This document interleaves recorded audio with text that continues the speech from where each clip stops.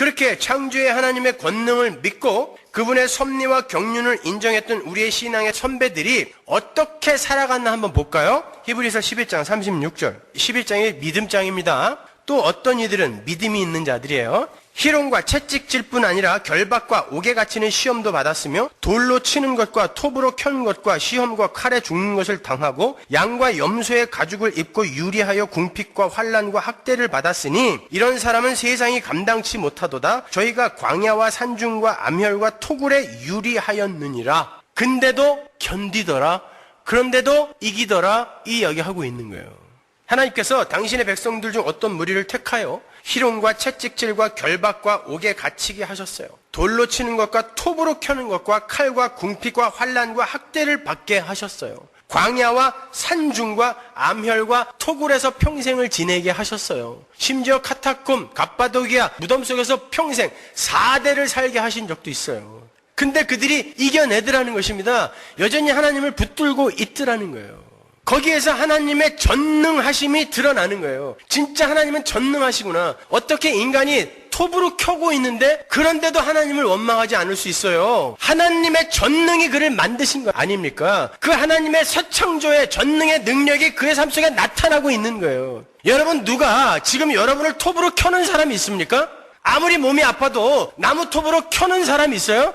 아무리 가난하게 살아도 지금 토굴에 사는 사람들이 있어요? 없잖아요. 근데 우리의 신앙의 선배들은 그렇게 우리가 상상할 수도 없는 고난과 환난과 역경을 통과하면서 하나님을 믿는 자의 당당함, 그의 믿음, 하나님의 영광, 하나님의 강함을 드러내더라는 것입니다. 그걸 우리의 삶 속에서 하나님이 요구하시는 거예요. 괜찮아요, 여러분. 우리 다 그 길을 함께 가고 있는 거예요. 여러분 자신만 특별하게 고난을 받고 있다고 생각하지 마세요.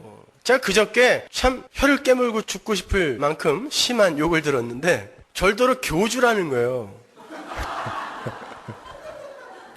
면전에 대놓고. 교주는 뭔가 생기는 게 있어야 해먹는 거 아닙니까, 그거? 교주는 앞에 앉아있는 사람들의 비율을 맞춰주고 그들이 원하는 것들을 잘 긁어주며 그들에게서 빼먹을 걸 빼먹는 걸 교주라고 그러죠. 십자가를 지고 자기를 부인하고 겸손하고 낮아져라. 세상 힘에 청렴하지 말아라. 이거 가르치는 교주 보셨어요?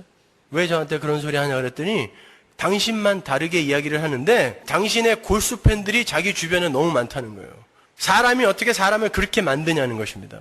제가 그렇게 만든 건가요? 복음을 아는 이들이 자연스럽게 그렇게 들고 일어난 것입니다. 그런데 그것도 저와 아주 친한 사람이었어요. 면전에 대놓고 그렇게 얘기하니까 참 이 짓을 계속 해야 되나 별 생각이 다 들더라고요. 이제 교주 소리까지 듣는구나. 여러분, 우리가 올바른 길을 가면 세상은 반드시 여러분을 미워해야 돼요. 그리고 그들과 함께 한 길을 가지 않는 여러분을 반드시 핍박해야 됩니다. 어떻게 해서든지 세상은 여러분을 넘어뜨리려고 할 거예요. 여러분의 약점을 들춰내려고 할 것입니다. 그래서 세상에게 봐라, 저게 가짜지 폭로할 거예요. 그래서 우리는 더 열심히 잘 살아야 돼요. 더 열심히 착하게 살아야 됩니다.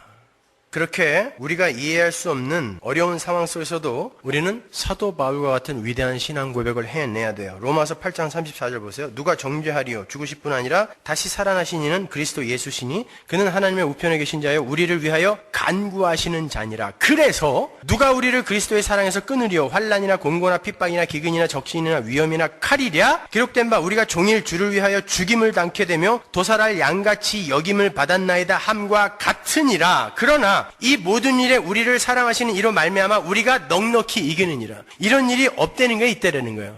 있다는 거죠. 근데 예수의 지키심이 우리를 이기게 하시는 것일 뿐입니다. 거기에 넘어지게 만들지 않는다는 것이지 이런 일이 우리의 삶 속에서 없어진다는 일이 아니에요.